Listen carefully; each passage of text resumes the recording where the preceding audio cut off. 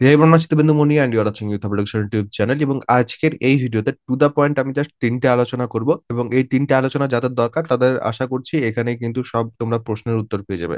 First হচ্ছে last date কবে form fill আপের, এবং সেই লাস্ট ডেটটা কি এরপর আরো এক্সটেন্ড করা হবে।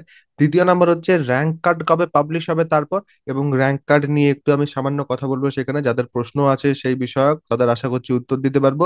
এবং তৃতীয় নাম্বার হচ্ছে কাউন্সিলিং এবং ভর্তি বা কাউন্সিলিং এন্ড অ্যাডমিশন কবে থেকে শুরু হবে বা কবে হবে সেটা। তো এই হচ্ছে আমাদের সিম্পল তিনটে টপিক, এবং এই তিনটে টপিক নিয়ে কিন্তু আমি তোমাদের সাথে কথা বলতে চলেছি। ফার্স্ট যে টপিক সেটা হচ্ছে আমাদের লাস্ট ডেট। অলরেডি যেটা বলা হয়েছে লাস্ট ডেট সেটা 10th of June। ঠিক আছে। এবারে 10th of June পর এটাকে যদি আরো এক্সটেন্ড করা হয় তাহলে সেক্ষেত্রে হয়তো 20th অব্দি করা হতে পারে, বা হয়তো 25 বা হয়তো 15 অব্দি এক্সটেন্ড করা হলো, যেটা আমরা জেনারেলি দেখে এসেছি যে যে ডেট দেয় তার থেকে কিন্তু এক্সটেন্ড করা হয়। বাট সেটা যেহেতু আমরা এই মুহূর্তে কোনো কনফার্মেশন পাচ্ছি না, তো সেটাকে আমরা কিন্তু এখন আমার মনে হয় ডিসকাশনের বাইরে যদি রাখি সেটাই কিন্তু বেটার হবে। তো 10th June যদি আমাদের ফর্ম ফিল আপ শেষ হয় তাহলে সেক্ষেত্রে আমাদের তারপর র্যাঙ্ক কার্ড কখন পাবলিশ হবে। জেনারেলি আমরা দেখে এসেছি 3 থেকে 4 দিন কিন্তু সময় লাগে, তারপরে কিন্তু আমাদের যে র্যাঙ্ক কার্ড সেটা কিন্তু পাবলিশ হয়ে যায়। তাহলে সেক্ষেত্রে 13th থেকে 15th মধ্যেই কিন্তু আমাদের যে র্যাঙ্ক কার্ড সেটা কিন্তু চলে আসার কথা, কারণ সব ইনফরমেশন তো ওদের কাছে থাকবেই। এবং সেখান থেকে র্যাঙ্ক কার্ড পাবলিশ করা কিন্তু এমন কোনো কষ্টের ব্যাপার না। এবং এটাকে যদি আমরা একটু আরো এক্সটেন্ড করি, যে হয়তো খুব বেশি লেট হলো, সেক্ষেত্রে হয়তো 20th June অব্দি কিন্তু এটা যেতে পারে, তার বেশি না। এই অবধি কিন্তু যেতে পারে, এর মধ্যেই কিন্তু তোমাদের যে র্যাঙ্ক কার্ড সেটা পাবলিশ হয়ে যাবার কথা, বিগত বছরে যেরকম ভাবে হয়েছে সবকিছু সেইভাবে যদি আমরা দেখি। তো র্যাঙ্ক কার্ডের ব্যাপারে তোমাদের আমি আরো একটা কথা বলি যে তোমাদের কিন্তু এই বছর 10th যে মার্কস তার বেসিসে কিন্তু এই যে র্যাঙ্ক কার্ড সেটা পাবলিশ হবে। এখানে কিন্তু ওয়েটেজ সিস্টেম থাকছে, ডাইরেক্টলি কিন্তু মার্কস যেটা সেটাকে কিন্তু কনসিডার করা হবে না। এখানে কিন্তু 50-50 ওয়েটেজ থাকছে। অ্যান্ড সেই 50-50 ওয়েটেজ নিয়ে কিন্তু আমি অলরেডি একটা ভিডিও বানিয়ে দিয়েছি, তো সেই ভিডিওটা কিন্তু ভালো করে চেক করে নেবে, যাতে তোমরা বুঝতে পারো যে কোন নাম্বারটা বেশি ওয়েটেজ রাখছে এবং কোন নাম্বারগুলো কম ওয়েটেজ রাখছে। হোপফুলি সেটা তোমাদের প্রত্যেকের কাজে লাগবে। একটু নিচে মোর ফ্রম ইউথ অফ এডুকেশনে যদি যাও তাহলে সেক্ষেত্রে সেখানেই কিন্তু তোমরা সেই ভিডিওটা পেয়ে যাবে। একটু কিন্তু ভালো করে চেক করবে সেই ভিডিওটা।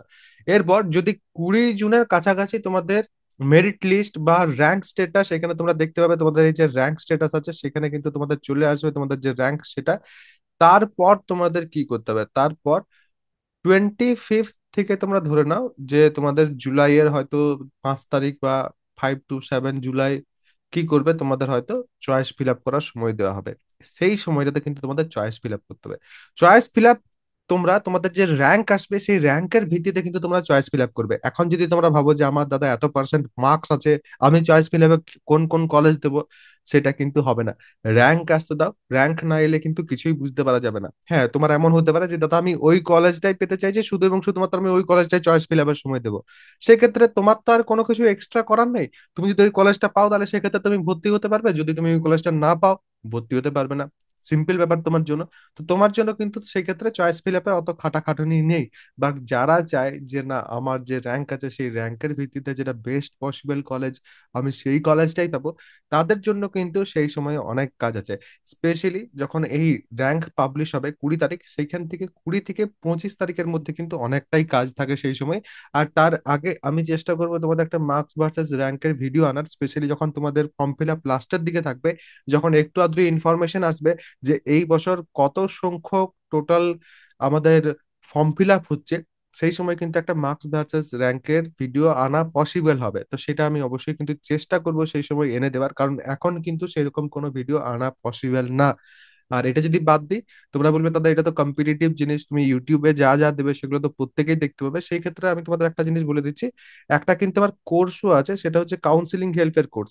এই যে কোর্সটা, সেই কোর্সে যখন তোমরা কাউন্সিলিং করবে সেই কাউন্সিলিং এর জন্য A to Z এভরিথিং কিন্তু সেখানে তোমাদের এভেলেবেল থাকবে। কাউন্সিলিং হেল্পের যে কোর্স সেটা কিন্তু কাউন্সিলিং এর জন্য কোর্স, কাউন্সিলিং এর A to Z এভরিথিং যাতে তোমরা পারো, এভরিথিং যাতে তোমরা বুঝে বুঝে করতে পারো, সেই জন্য কিন্তু সেই কোর্সটা বানানো।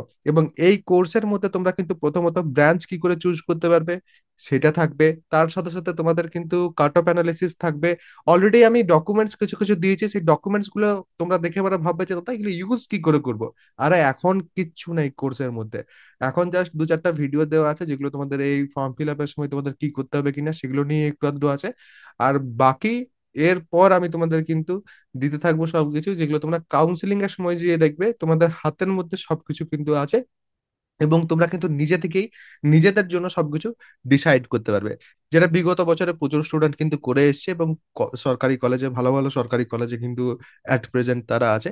যদি কেউ চাইছো এই কোর্সে এনরোলমেন্ট নিতে, আমি তোমাদের কিন্তু একবার দেখিয়ে দেবো যে কিভাবে তোমরা কোর্সে এনরোলমেন্ট নিতে পারবে। বাট তার আগে লাস্ট যে পয়েন্ট সেটা হচ্ছে অ্যাডমিশন। কাউন্সিলিং হবে, কাউন্সিলিং এর মধ্যে তোমরা চয়েস ফিল আপ এটসেট্রা করলে তারপর কিন্তু সিট অ্যালটমেন্ট হয়। সিট অ্যালটমেন্টটা কি জিনিস, তুমি যে চয়েস ফিল আপ করলে সেই চয়েসের ভিত্তিতে তুমি যে কলেজের মধ্যে এলিজিবল হলে সেই কলেজে তোমার সিট আসবে, এবং সেই সিটটাই হচ্ছে তোমাদের সিট অ্যালটমেন্ট। যে সিটটা তোমার এলো এবং সেটা তুমি যদি একসেপ্ট করো তারপরে কিন্তু তোমাকে ভর্তি হতে হবে। যদি তুমি একসেপ্ট না করো, অটো আপগ্রেডেশনেরও কিন্তু অপশন থাকে, অটো আপগ্রেড করলে পর সেই সিটটা তোমার বুক হয়ে থাকবে এবং তুমি নেক্সট সিটের জন্য কিন্তু যেতে পারবে। যদি তোমার তার উপরে যে চয়েস গুলো আছে সেগুলোতে যদি তুমি এলিজিবল হও, তাহলে সেক্ষেত্রে সেই সিট হয়তো তুমি তারপরের রাউন্ডে পেলে, আদারওয়াইজ যে সিটটা পেয়েছিলে সেই সিটটাই কিন্তু তোমার থেকে যাবে। তো এই হচ্ছে তোমাদের পুরো ভর্তির যে প্রক্রিয়া, সেটাকে একটু সিম্পল ভাবে আমি বলার চেষ্টা করলাম।